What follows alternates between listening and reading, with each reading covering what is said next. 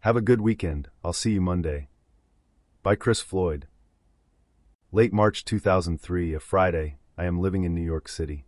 Been here for almost 3 years. My trips back to London confined to Christmas and the 2 months in the summer, when the concrete and glass serves only to exacerbate the fetid and oppressive humidity of the place, rat people darting from one air-conditioned refuge to another.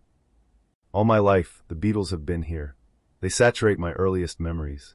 A babysitter playing Help on my dad's stereo that lived inside a glass cabinet.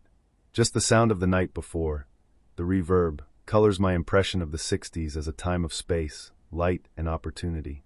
Young men bombing about a deserted late-night London in minis, with beautiful girls in miniskirts and knee-high boots, before going back to Habitat Flats with record players on the floor.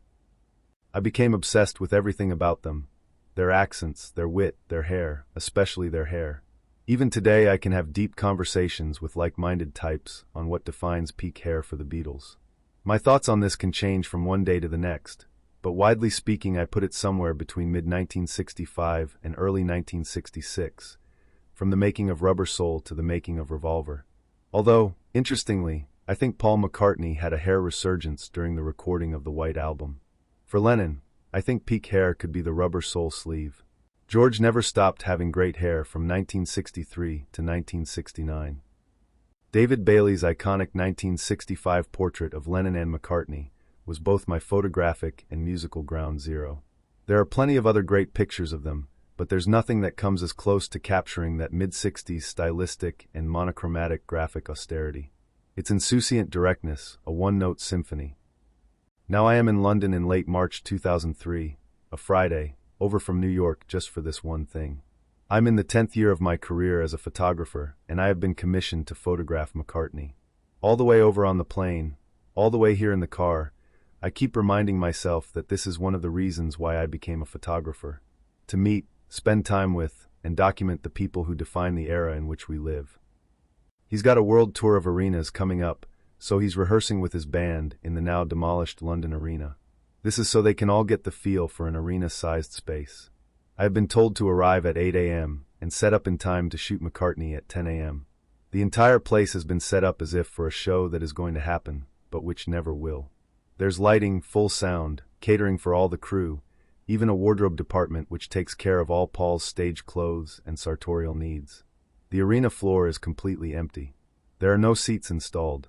It's just a vast open space. We load all our gear in and build a full photographic studio right there on the floor in front of the stage. We are no more than 20 feet from stardom. I have been guaranteed half an hour with him. 10 a.m. comes and 10 a.m. goes. My assistants and I sit around for hours, mere yards from McCartney as he runs through song after song with his band, his entire live sound setup being given the full workout. My own private show. It is a wonderful way to spend a day, doing nothing but watch Paul McCartney play the hits while I wait for him to give me half an hour in front of my camera. I die contented. Finally, around 5 p.m. I am told that he is ready, and he comes over to my pop-up studio in the middle of the seatless auditorium. We're perhaps 3 minutes into it. I am barely even out of neutral and into first gear when he says, "Sorry, I've got to go doing a live thing at the BBC. You've got enough, yeah? But I was told we'd have half an hour." I know, but I just got behind on it all today, and this BBC thing is live, so I've really got to go. Anyway, you've got enough, haven't you? Now or never. Well, not really, no, and to be honest, I'm a bit disappointed. I came all the way over from New York for this. I was told to be here at 8 a.m. and ready at 10 a.m., which I was. I sat here all day right in front of you, and now you're telling me you have to go. You came from New York? I live there. New York, wow. Okay, fair enough. When are you going back? Tuesday. What are you doing on Monday? I shrugged an arms out, open-palmed shrug, along with a pleading, yet hopeful face. Nothing. Okay, I'll tell you what, leave all your stuff here over the weekend. Our people will look after it. Come back on Monday, and I'll give you half an hour then. Really? Half an hour? Definitely, I promise. Okay, thank you, that's a deal. We shook hands on it, and as he gathered up his bag and coat, he told me about his first trip to New York in February 1964. the trip that kicked off American Beatlemania. Even now, he had not forgotten how utterly life-changing the experience had been, and he articulated the sense of awe that it instilled in them all. Like, wow, wow, wow. In the meantime, Paul's car had been driven onto the arena floor, and, as he climbed in the back, I had the pleasure of this brief exchange with one of the most famous people to have lived in the 20th century.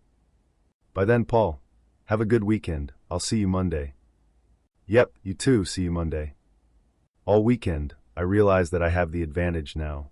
He's bound himself to a commitment and promised me my half hour. Come Monday, McCartney's publicist is there to smooth things out. All is fine. Time is no problem, but he's not wearing the right clothes. I beg him to put on a dark round neck sweater and a dark gray pinstripe jacket on top of the white t-shirt he's turned up in. He's happy to oblige.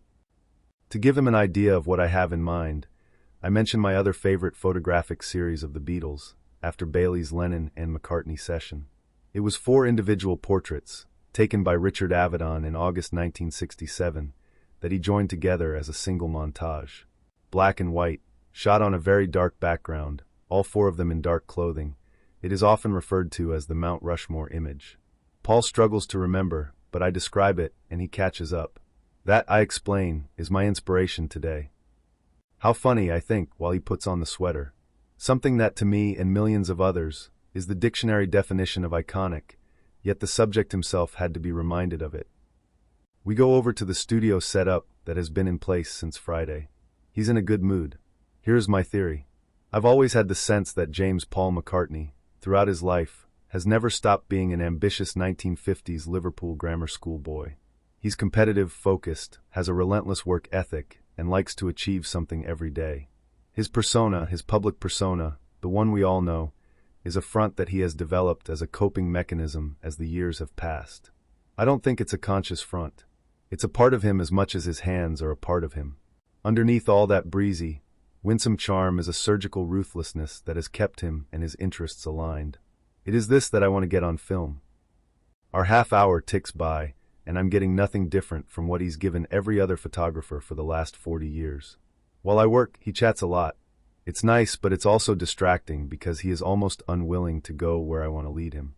In between these chatty moments, he serves up a series of autopilot poses. Inside, I'm losing altitude. I can see a plane just going down and down and down. The ground's getting bigger in the window all the time when finally, I just say it out loud. No, too much. Much too much. Do less. You're an honest man. You can be sure of your achievements. What's the matter? You don't like a bit of whimsy? Outside, the Second Gulf War is only a few days old. I pause for a second, then understatedly say, not when there's a war on, Paul. And like that, it's all there. The thin layer of sea covering the edge of the beach fizzles into the sand, and everything I believed to be concealed underneath is revealed.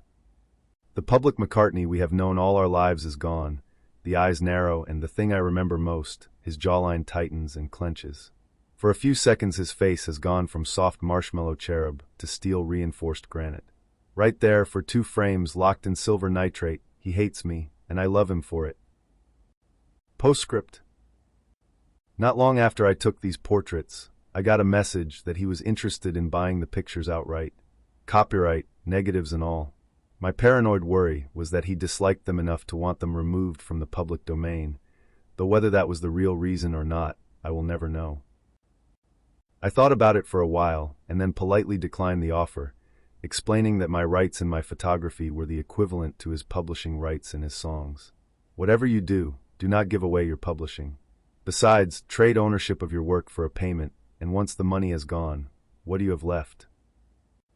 A year or 2 on, back in London, I was cycling home from the West End one summer night, about 2 a.m. I'd had a good evening and was merrily trundling along, enjoying the quiet melancholy of the deserted streets. I came through Regent's Park, round Lord's cricket ground, heading north. The streets were completely deserted, save for one couple on the pavement to my left up ahead as I turned right into Cavendish Avenue, where Paul has had a house since the mid-60s. As I got closer, the slight upward incline making it a bit harder than it should have been, I sensed that the man seemed pleasantly inebriated, his arm around the woman, both consumed in each other's company. As I drew almost level, I could hear his voice and realized who it was. I chugged past, standing up on my pedals and turning to clock them all in one move as I went.